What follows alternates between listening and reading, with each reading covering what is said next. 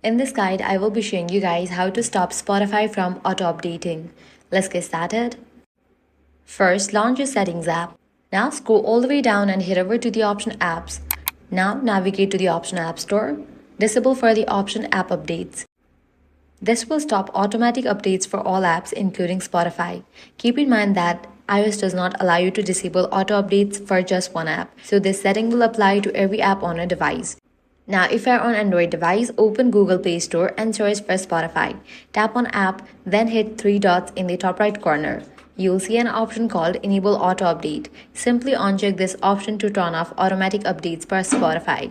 Now for desktop users, open Spotify and click on your profile icon, then go to Settings. Scroll down and look for Update related options. If available, disable automatic updates or avoid installing new updates when prompted, and that's it. That's how you can stop Spotify from auto-updating on different devices. If this guide helped you out, do not forget to like, share, and subscribe.